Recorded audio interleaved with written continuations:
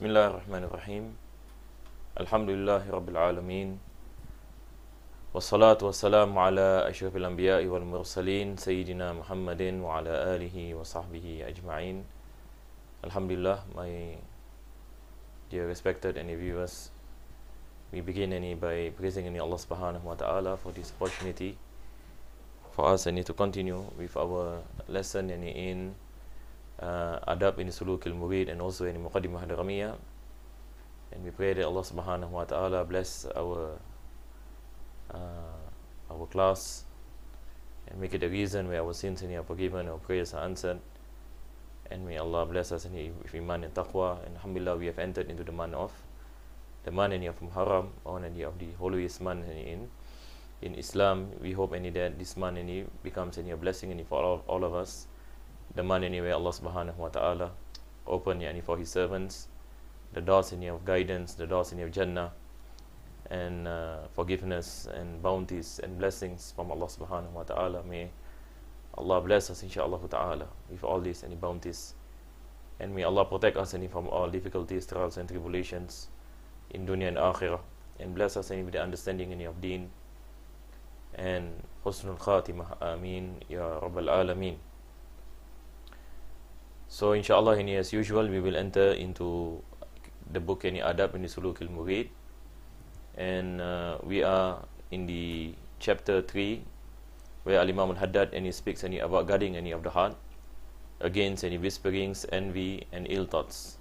So before we go back to our book, I mentioned a few things in our last lesson, that the whispers of the heart comes from four sources. And this is in Arabic, and we call it the khawatir. Khawatir is basically the thoughts that comes to our minds. So they come from four sources. I believe I spoke about the one that comes from shaitan, that is al-waswas. When he whispers that comes from shaitan, it is called waswas. Whispers that comes from the nafs, it is called al-hawa. And then we have the one that comes from Allah in the term of ilham, inspiration from Allah subhanahu wa ta'ala.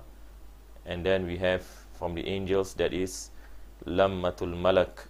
So we have four things here. Number one, and basically these four things is divided into two parts, and we have it comes from the bad side, and the other two comes from the good side. And in the bad side, it comes from shaitan and nafs. So the one that comes from shaitan is called waswas. The one that comes from the nafs is called al-hawa. And the one that comes from Allah is ilham. And the one that comes from the angel is called lammatul malak. So altogether we have four. In our last lesson, I spoke about the difference between the waswas of shaitan and the whisperings of the nafs. And the main difference is that the whisperings that comes from the nafs, it is something that is consistent, something that is consistent and constantly in a state of command. This is the nature of the nafs, where Allah subhanahu wa ta'ala mentioned in the Quran, inna nafsa la ammaratun bisu. The nature of the nafs is ammara. Here we are speaking about general people.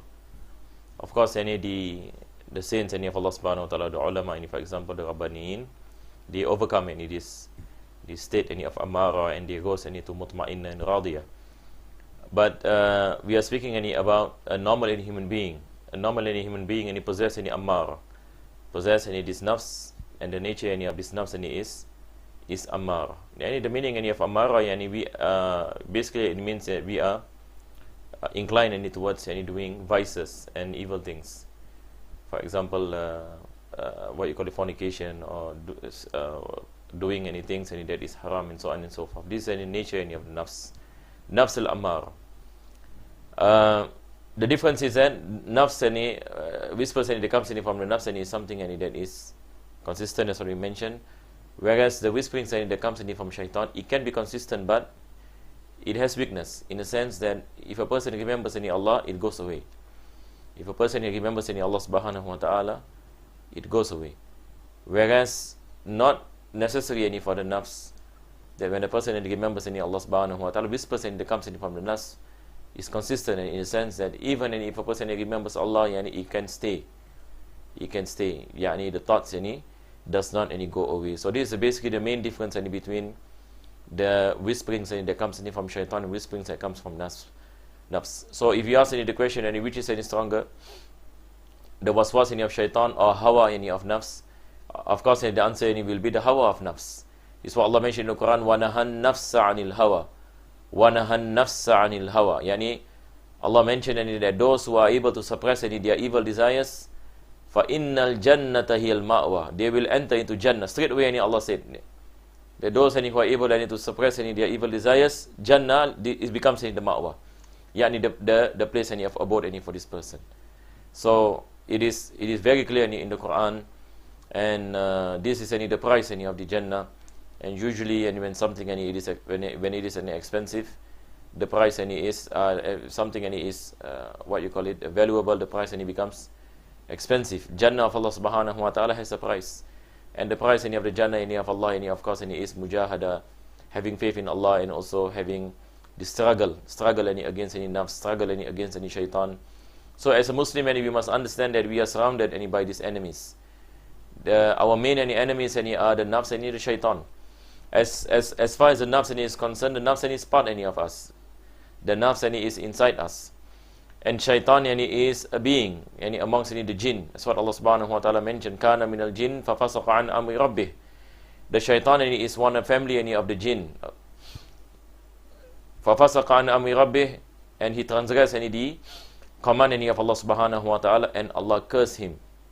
So the enemy of insan in form of shaitan, and it is an outward form of enemy, and we have the inward form of enemy, that is our nafs.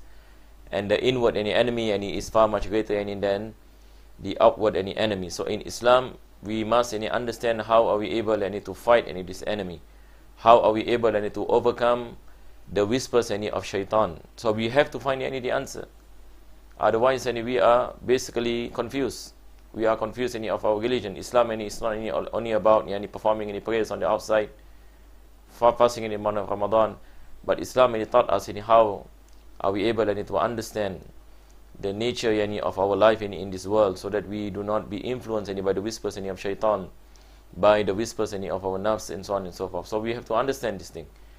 How are we able to protect ourselves from them, and how are we able to counter if certain things happen to us. Now, people who does not believe in Allah subhanahu wa ta'ala, everything they put into the field of psychology, any psychological problems. Actually, it is a spiritual. A lot of people nowadays they are facing a crisis in spirituality. When a person is deprived of the remembrance of Allah subhanahu wa ta'ala, deprived of Islam, then he got no protection from the shaitan and from the nafs. This is the reality. So that is why we praise Allah subhanahu wa ta'ala for making us Muslims and giving us this realization. So that is why it is important for us Muslims today to look into these meanings. And what is more important than that is to look for solutions to our problems that we are facing. For example, I mentioned in our last lesson that the way to counter the whispers of shaitan is zikrullah, the remembrance of Allah subhanahu wa ta'ala. The more you remember Allah, the lesser the whisperings of shaitan, because shaitan will not come into a person who always remembers Allah subhanahu wa ta'ala. So this is basically the remedy for the whispers of the shaitan. But when it comes into the whispers of the nafs, this is the main problem that we are facing today. Because when it comes into the nafs, it is not only about remembrance of Allah subhanahu wa ta'ala, but it is about a word that is used by the scholars of tasawwuf as al-mujahada. This is the thing. Based on the verse in the Quran, Allah subhanahu wa ta'ala mentioned, وَالَّذِينَ جَاهَدُوا فِينَا لَنَهْدِيَنَّهُمْ سُبُلَنَا. Those who strive in our path. Strive to fight the nafs, to go against the nafs. The nafs wants you to look at things which is haram, you say no and you go against. Now this is difficult. And if I ask this question, for example, is it easy or difficult? Many of us will find it difficult. Of course, there are people out there, mashallah, due to a lot of practice, to them it is easy to protect your hearing from listening to the haram. Yani this requires mujahada. Yani you want to listen, and for example, but you are telling yourself to stop.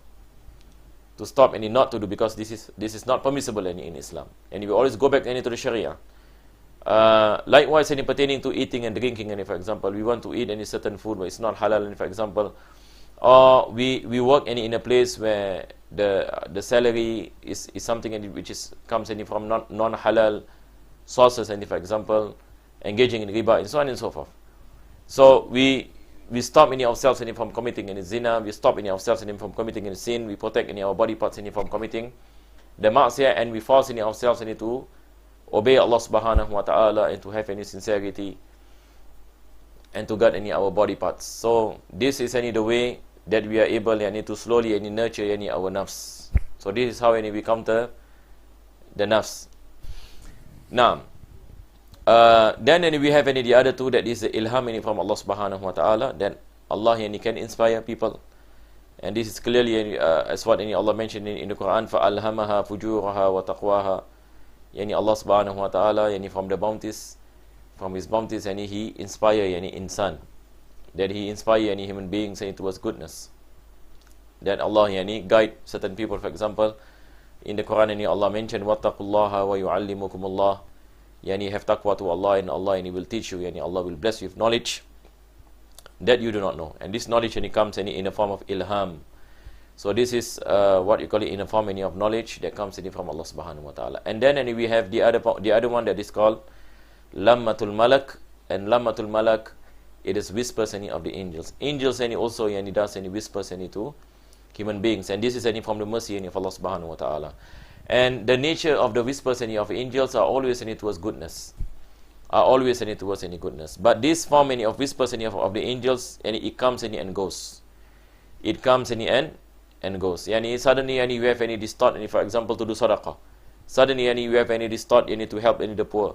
Suddenly you have this thought, to do qiyamul layl. For example, this can be from the whispers of the angels. But then it goes off. If you don't react to this thought, it goes away.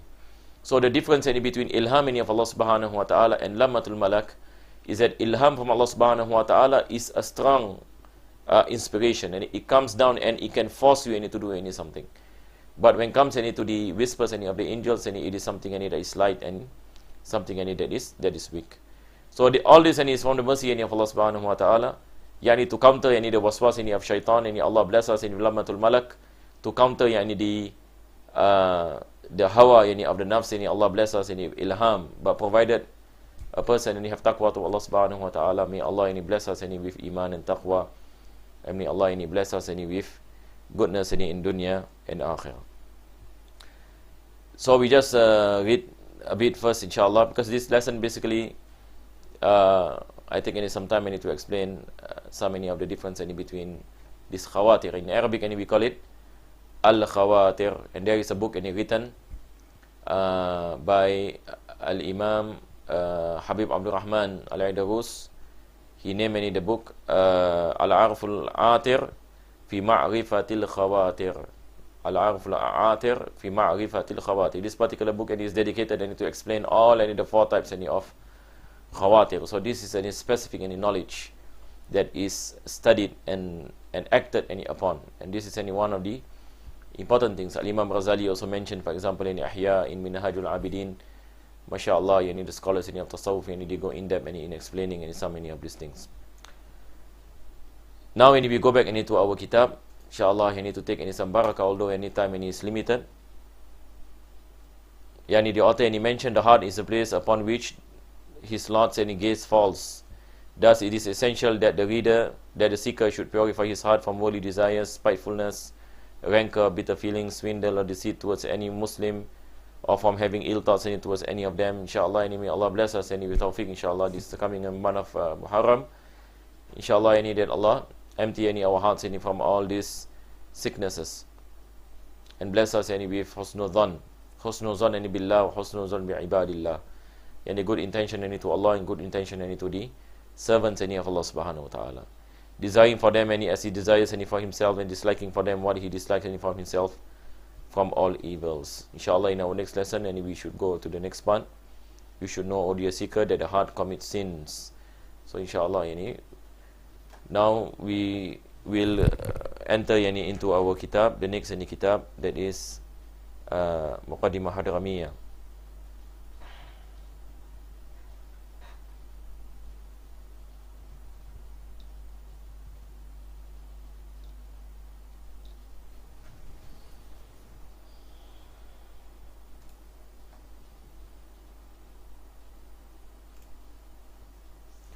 In our last lesson, I was speaking about the chapter any on wiping any of the khuf, and we have completed any wiping any on the khuf. There is any a question asked any by one any of those any attending, which I didn't manage to answer any because I didn't see any it coming.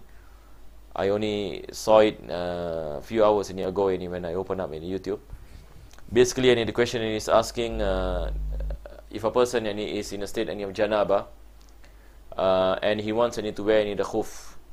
He wants to wear the khuf. And he takes any ablution. He takes any ablution without any bathing.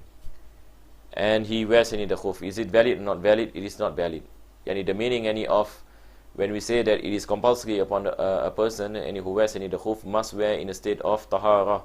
Tahara that is meant here is tahara that is minor and major. That a person has bathed the obligatory bath, and the person has what you call it perform in a state of tahara, in a state of ablution. Then only he can wear the khuf. So this is basically the answer to that any particular question. So it is not permissible, for example, a person who doesn't bathe the obligatory bath and then before that he wears the khuf, he takes any wudu, he wears the khuf, and then when he wants to wear to bathe any obligatory bath, he just wipe on top of the khuf. This is not permissible. It is wajib upon him to remove and to bathe and to wash the whole body. That's what we will cover inshallah. And then we spoke about the difference between muqim and musafir. I hope all of you who are following this class, it is important to understand the difference between muqim, what is a muqim and what is musafir, because it has a lot of influence on the rulings. Even in the chapter of prayers upcoming, we will speak about, for example, on jama' and qasar. We go back into the definition of who is a muqim and who is a musafir. So in the chapter of khuf, if a person is a muqim, then he is given 24 hours from the time the wudu becomes invalidated. This is also what we covered. When the wudu becomes invalidated, the timing starts. So 24 hours for muqim, 72 hours for musafir. Aywa. Naam. And then we spoke about part of the matters that nullify any ablution. So I believe I've covered, Wallahu alam, I think I covered one or two, but never mind, and we just revise again. The author mentioned that the matters that nullify any ablution, they are four. They are four. Easy to remember. We memorize this four, inshallah, many issues can be settled. Al-awwal, and he said, the first one is al-kharij min ahadis sabilain illa al-mani. The first is anything that exists from the front of the rear private parts, except any sperm. Anything that comes out from the private parts nullify any ablution. This is basically what he's saying. Anything that comes out from the private parts, and private parts whether we're speaking about the front or the back, the front or the back, or the thing that comes either it is a field or not a field, and it nullifies any ablution, except for sperm, except for sperm. One of the reasons is that any sperm, human beings are pure, and human beings comes from sperm. Human beings comes from sperm. So sperm is not considered to be najis, although it comes out from the private parts. Some people might ask, for example, how can this be? A person have any ablution, and then sperm comes out. So we say that the ablution is still valid. And how can this happen? How can this happen? It can happen. For example, if a person is sleeping while sitting down, Yani he is sitting down and he is sleeping, and he has a wet dream, and when he has a wet dream, he ejaculated. So before he slept and he has wudu. So now we say that the wudu still remains, and he ejaculated in sperm. So sperm does not make ablution and it becomes invalidated. But as for madhi and wadi, yes, and it invalidates any ablution. Madhi, it is a colorless and a liquid that comes out, and when a person in a state of tiredness, or there is an arousement of sexual desires, for example, a person this colorless liquid can come out from his private part. So the wudu still becomes invalid. So this is an example, and we say that a person ejaculated sperm, but he has still ablution. Does it mean that when we say that he has any ablution, is it permissible for him to perform prayers? No, it's not permissible because he is in a state of janabah. He is in a state of major ritual impurity. So it is wajib upon him to bathe the obligatory bath. Aywa. So other than sperm, everything invalidates ablution. So whether we are speaking about urine, we are speaking about feces, we are speaking about everything that comes out when in a state of solid, liquid, or gas, it invalidates any ablution. Now, so this is the first part. And then the second one, he says zawalul aql bi jununin aw irma'in aw naumin, loss of conscious, loss of intellect and conscious due to insanity, unconsciousness, or sleep. A person, na'udzubillah min dhalik, became insane. He lost his intellect. A person lost of the intellect, lost of his consciousness. This invalidates wudu. Sometimes there are sicknesses out there, a type of insanity where a person loses his intellect for a few moments or few minutes, then he comes back. There is such sicknesses, mental illnesses that are such. So how do we see this situation? So when he comes into a state of insanity, the wudu becomes invalidated. If he has any ablution, for example, his ablution becomes invalidated. And when the conscious came back, he became sober again, then it is wajib upon him to take ablution and to perform the prayers, because he is mukallaf. But at the moment where he lost his intellect, his intellect, for example, he is not a mukallaf. So it is not compulsory upon him to perform the prayers, for example, because he is not considered to be mukallaf. But when the soberness came return, then he is mukallaf, and he has to perform his obligations. All this has an impact on taklif. Likewise, pertaining to a person who faints. A person who faints, the wudu becomes invalidated. Likewise, when a person is sleeping, as what we mentioned, except that if he sleeps in a way that his back is firmly seated, his back is firmly seated in a way that there is no gas that can come out from his private parts, then we say that the wudu is still valid, even though he sleeps for a long time.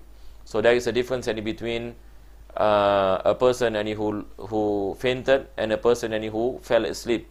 A person who is fainted, we do not speak about whether the back is firmly seated or not firmly seated, and the wudu becomes invalidated automatically. Likewise, pertaining to a person who became insane, his wudu becomes invalidated automatically. But when it comes to a person who is sleeping, then we have to look at how does this sleeping occurs. If the back is firmly seated, the wudu is still valid. But if a person sleeps while lying down, then of course the wudu becomes invalid. Naam. Illa naum, he said, qa'idan mumakkinan maq'adahu, unless anyone falls asleep while firmly seated. So this is point number 2. Number 3, he said iltiqa'u basharatay rajuli wal mar'ah, skin contact between a man and a woman. All this I have mentioned. So I think I'll skip half one, because sometimes I kind of we has been in 3 weeks, so I kind of forget sometimes. So this is what we mentioned. I believe this is the last thing that we mentioned in our last lesson. And the author and he mentioned wala yanqudu sha'run wa sinnun wa dhufrun. And when it comes to the hair, to the teeth, to the nails, all this and it does not and it makes any wudu invalid. And if you touch a woman, for example, if you are a man, if you touch any the hair of a woman or the nail of a woman or the teeth, your wudu and is still valid, because this is not skin. What is meant any by the thing that nullifies any ablution and is skin to skin any contact of a non-mahram, of a non any mahram. So he said, wala yanqudu sha'run wa sinnun wa dhufrun wa mahramun. Then he said, the meaning of mahram is wa binasabin aw rada'in aw musaharatin. These are the three types of mahram. These are the three types of mahram. If a person touch the opposite sex who is a mahram, the wudu is still valid. The wudu is still valid. What is the meaning of mahram? So we have three types basically. So now this is what I will explain. Number one, we have any mahram in nasab, in lineage. Number two, we have mahram in rada. Rada in English we say wet nursing. And then we have musahara, and it is based on marriage. So when it comes to nasab, we have the usul, and we have the furu, and we have the hawashi. We have three. The origin, that is our parents and grandparents and great-grandparents and up. This is called usul. Usul our origin, and we come from our parents. And then we have the furu. Furu is our children, our great-grandchildren, and goes down. All are our mahram. So everyone on top is our mahram, everyone below is our mahram.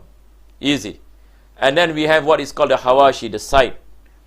The side goes back to our uncles and aunties. And our uncles and aunties, we have paternal uncles and aunties, and we have maternal uncles and aunties. But before that, then we have our siblings, correct, no? We have our siblings, our brothers and sisters, and we have a few types of siblings. Sometimes you have a full siblings from the same mother and father. Sometimes you have paternal siblings. Sometimes you have maternal siblings. So all these are our mahram. Whether we are speaking about full siblings, paternal siblings, maternal siblings. So we have our siblings, and then we have our aunties and uncles. And these are they are basically the brothers and sisters of our mother and our father.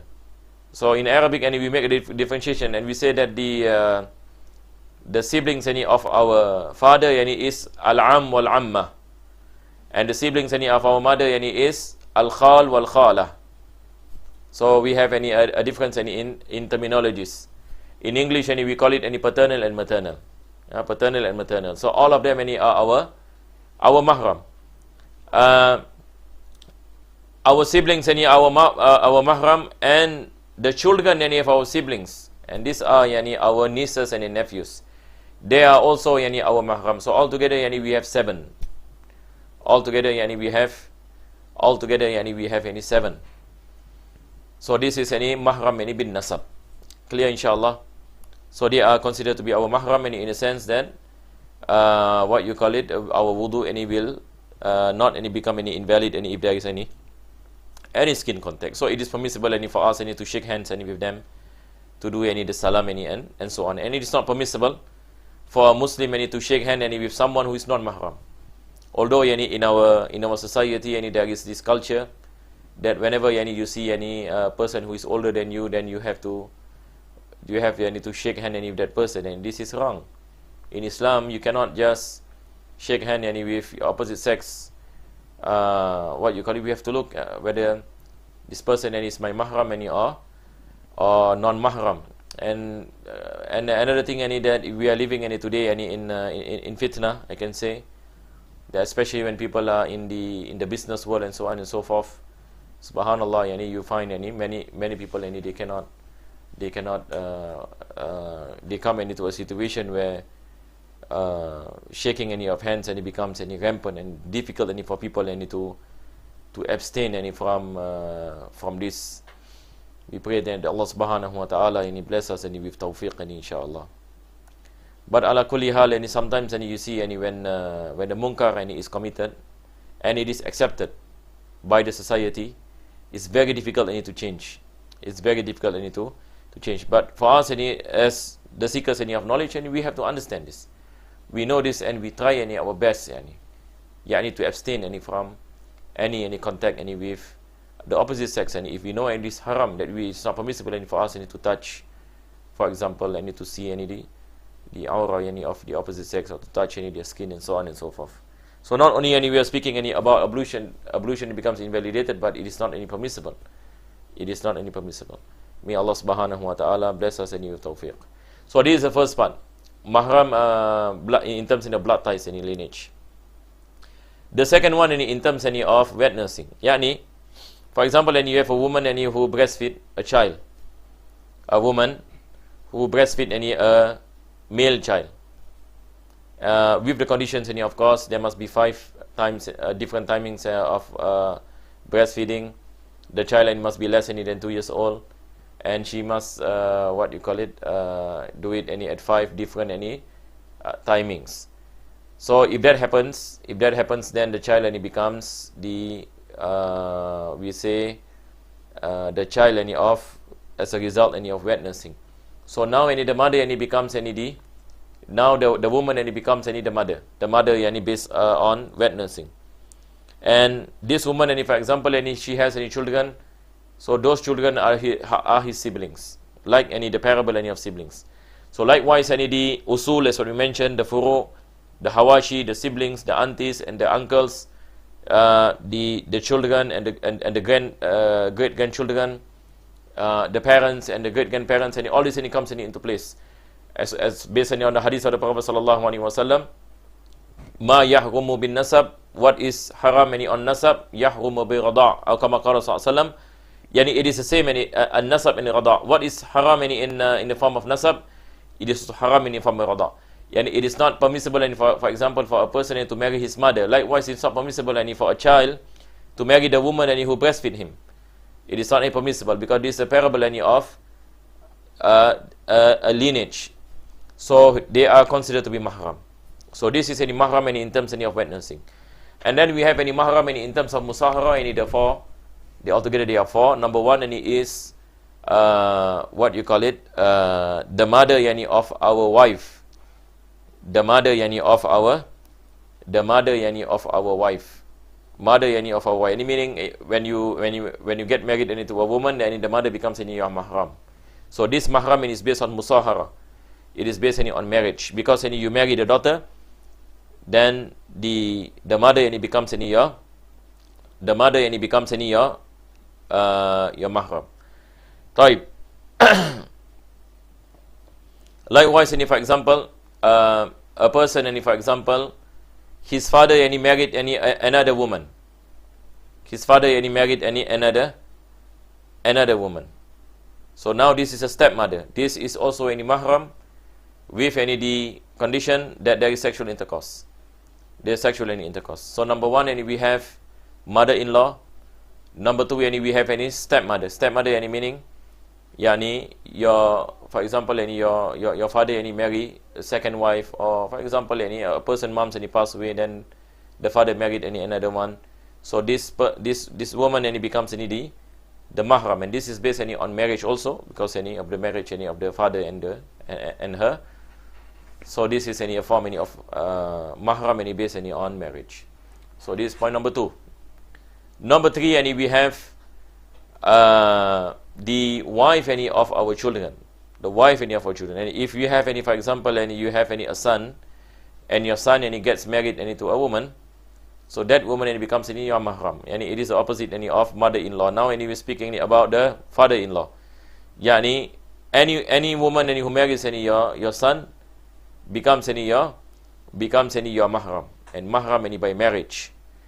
Taib. And then the other one is the wife any of our fathers. We have Zawja.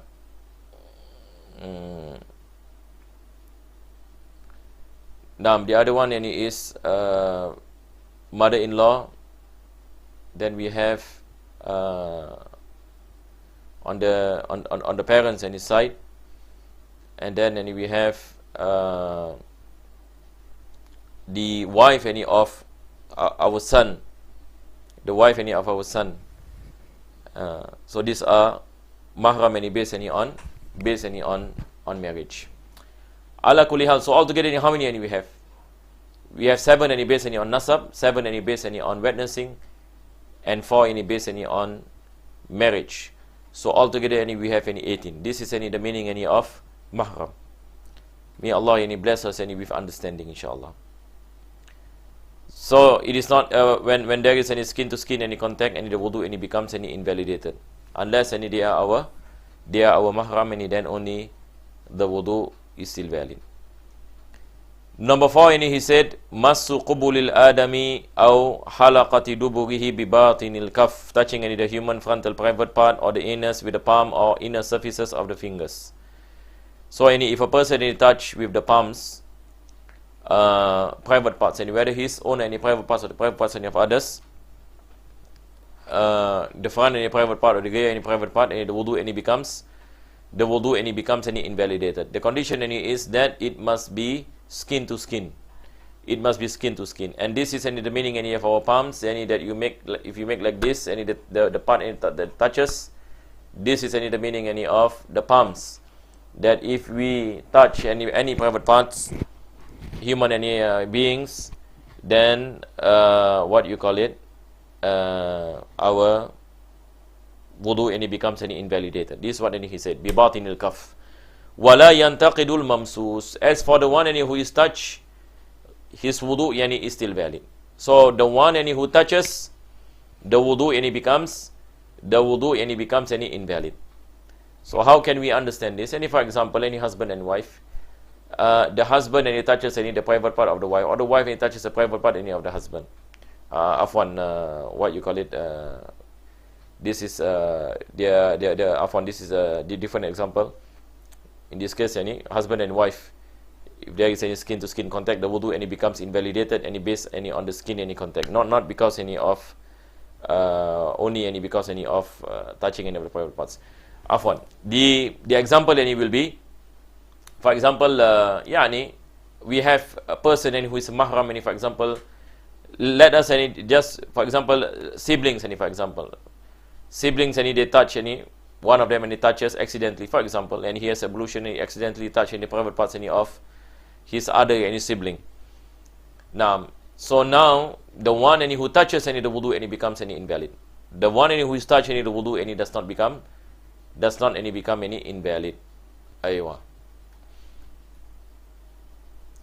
And then he mentioned, and included in the matters that nullify ablution is the touching of the private parts of the corpse. Likewise, if a person touch a person is bathing the janaza, but anyway, it's haram for a person to touch a private part of the janaza of the dead person. It is not permissible for him to use bare fingers. It is wajib upon him to use a cloth. Or nowadays people use these gloves, this plastic gloves. But if that happens, if there is any touching skin to skin, then the wudu of the person who touch becomes invalid. And also of a child, the private part of a child. And this example can be father, for example, is washing the private parts of the child, and he uses his palms, for example. So his wudu becomes invalidated, although it is a child. Now, wa mahallul jub, and the place where the private part is cut off. And for example, if a person, na'uzubillah min dhalik, his penis is cut off, so the part where the penis cuts off carries the ruling of the private part. Meaning, if he touches that part with the palms, the wudu becomes invalidated. The wudu becomes invalidated, because this is the part that takes the ruling of the private parts. That is the place where it was cut. This is the meaning of mahallul jub. وَالذَّكَرُ الْمَقْطُوعُ. Likewise, if a person touches a penis that is cut, yani no more attached to the body, for example, and he touches that penis, for example, the wudu becomes invalid. وَلَا يَنْقُضُ فَرْضُ الْبَهِيمَةِ. As for the private parts of the animal, the wudu does not nullify. The wudu is not nullified. وَلَا الْمَسُّ بِرُؤُوسِ الْأَصَابِعِ وَمَا بَيْنَهُمَا. This is بَيْنَ رُؤُوسِ الْأَصَابِعِ, yani meaning the sides. If a person touches the private parts by the side of the fingers, this does not nullify the ablution. What nullify the ablution? And basically, if there is the palms, yani this part will nullify the ablution. Wallahu alam bis-sawab. We have come to the end of our class, because of time, we have to stop here. I believe there are no questions. Then inshallah ta'ala we will stop here, and inshallah we will continue next week. Wa sallallahu ala sayyidina Muhammadin wa ala alihi wa sahbihi wa sallam. Alhamdulillahi rabbil alamin.